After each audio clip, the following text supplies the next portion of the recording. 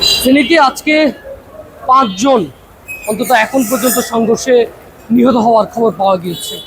আগুন দেওয়া হয়েছে পুলিশ বক্সেও। এখনো কিন্তু যেন ঢাকা চট্টগ্রাম মহাসড়কের মহিপাল অংশ এটি যেন একটি রণক্ষেত্র, একটি যুদ্ধক্ষেত্রে রূপ দেখা যাচ্ছে। দর্শক, আমরা রয়েছি একেবারেই পুরোপুরি, আমরা দেখতে পাচ্ছিলাম যে সকাল থেকেই শিক্ষার্থীরা এই স্থানটিতে অবস্থান করছিল। নিরস্ত্র শিক্ষার্থীদের উপর কিন্তু হামলা করে, তাদের গুলি করে, ককটেল বিস্ফোরণ করে অন্তত ৫ জন শিক্ষার্থী নিহত হয়েছে বলে আমরা জানতে পেরেছি সদর হাসপাতাল, ফেনী ২৫০ হাসপাতাল সূত্রে।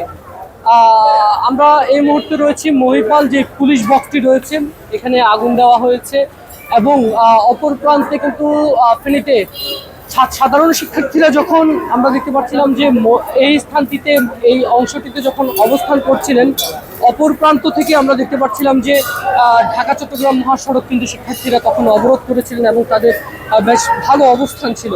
কিন্তু এখন এর পরবর্তীতে সংঘর্ষে ছাত্রলীগ, যুবলীগের সাথে যে শিক্ষার্থীরা রয়েছেন তাদের সাথে সংঘর্ষের ঘটনায় এখনো পর্যন্ত ফেনীতে ৫ জনের মৃত্যুর খবর আমরা নিশ্চিত হয়েছি। তবে সেই মৃত্যুর খবর সেটি কিন্তু প্রতি মিনিটে মিনিটে কিন্তু বাড়ছে।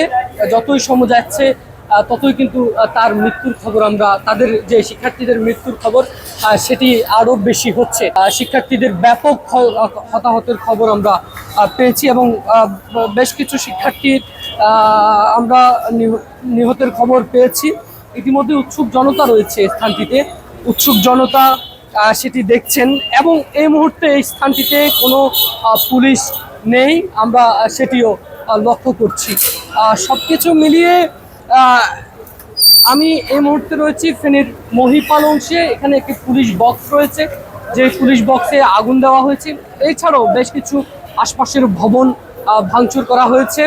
অন্তত ৫ জন শিক্ষার্থী নিহত হওয়ার কথা আমাদেরকে হাসপাতাল কর্তৃপক্ষ নিশ্চিত করেছে। আমার কাছে এখনকার মতো ফেনী থেকে এই ছিল সর্বশেষ। M A Akash, Ittefaq, Feni.